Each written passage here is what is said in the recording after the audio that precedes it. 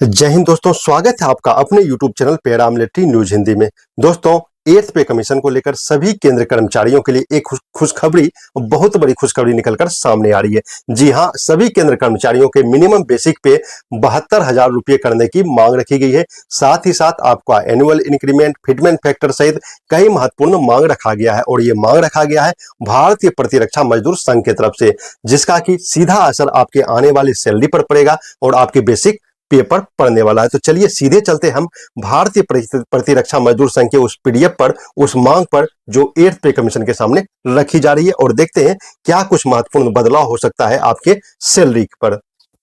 जैसा कि आपको स्क्रीन पर दिख रहा होगा, यह भारतीय प्रतिरक्षा मजदूर संघ का लेटर है जो कि जारी किया गया है 16 अप्रैल 2026 को। इन्होंने सभी अपने मेंबर्स को 8th पे कमीशन के मांग को लेकर, जिसमें कि मिनिमम पे, मल्टीप्लिकेशन फैक्टर, मर्ज, पे लेवल, एनुअल इंक्रीमेंट और पे मैट्रिक्स के लिए मांग रखा गया है और उस पर अपने सभी कर्मचारी से सजेशन मांगा गया है। देख सकते हैं 8th पे कमीशन ड्राफ्ट फॉर सजेशन मांगा गया है कि ये सब हम मांग रख रहे हैं, आपका क्या व्यू सजेशन है।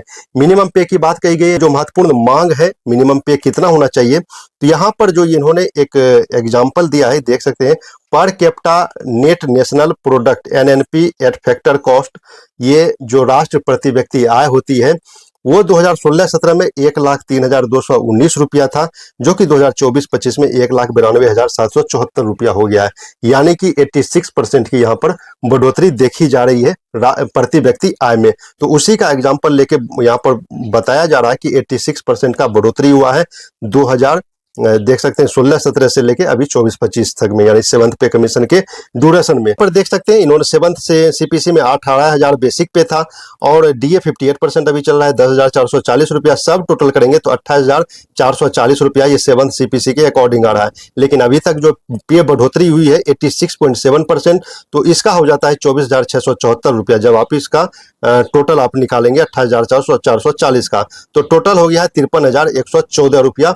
अभी लागू होना चाहिए मिनिमम बेसिक पे इतना होना चाहिए, लेकिन ये 3 यूनिट पर कैलकुलेशन किया गया है। तो इनका मांग है ये मजदूर संगठन का कि ये 5 यूनिट का यहाँ पर रखा जाना चाहिए। और मैं आपको बता दूं, ये जो भारतीय प्रतिरक्षा मजदूर संघ है ये रिकॉग्नाइज्ड है मिनिस्ट्री ऑफ डिफेंस के द्वारा, तो रक्षा मंत्रालय के द्वारा इसको मान्यता प्राप्त है, इसलिए अपनी मांग ये पुरजोर तरीके से रख रहा है कि 5 यूनिट होना चाहिए। और 5 यूनिट से जब कैलकुलेशन करेंगे तो 88,524 रुपया आ रहा है अभी तक जो इंक्रीज हुआ है पे, उसके अनुसार मिनिमम बेसिक पे होना चाहिए। तो इनका कहना है कि इस पर ज्यादा बोझ ना पड़े, देश पर फिजिकल डिफिशियंसी ना हो, तो इस कारण से 72,000 रुपया कम से कम मिनिमम बेसिक पे होना चाहिए, ताकि ये एक बीच का बैलेंस मिड पॉइंट है। तो मिनिमम बेसिक पे इन्होंने 72,000 रुपये करने की मांग की है। अगला जो मांग है फिटमेंट फैक्टर को लेकर है। आप लोग को मालूम है कि 7th सीपीसी में जो बेसिक पे था वो 18,000 रुपये था, 18,000 का बेसिक पे था और अभी जो निकल कर आ रहा है 72,000 रुपये आ रहा है। तो यहाँ पर क्लियर उन्होंने 4 की मांग की है कि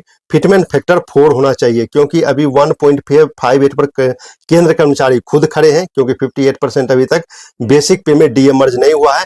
तो यहाँ पर जो है इसको 2.42 का देना पड़ेगा, यानी टोटल 4 का यहाँ फिटमेंट फैक्टर मांग किया जा रहा है, ताकि ये जस्टिफिकेशन हो पाएगा 18,000 का 72,000।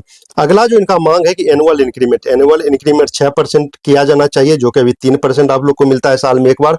यहाँ पर बताया जा रहा है कि साल में एक बार 3% मिलता है, तो अब ये 6% मिलना चाहिए। आप लोग को डीए 2 बार मिलता है, इंक्रीमेंट 1 बार मिलता है।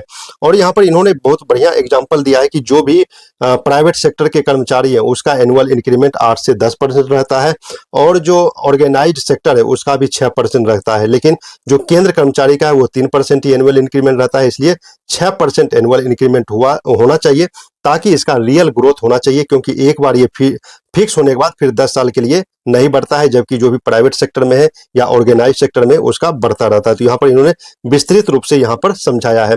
अगला जो मांग रखा गया है पे मैट्रिक्स का, यहाँ पर मांग रखा गया है कि पे मैट्रिक्स में पे लेवल को मर्ज किया जाना चाहिए सभी के लिए। यहाँ पर देखिए फिटमेंट फैक्टर 4 की मांग की गई है और 18,000 जो बेसिक पे था 7th पे कमीशन में उसको 72,000 करने की मांग की गई है।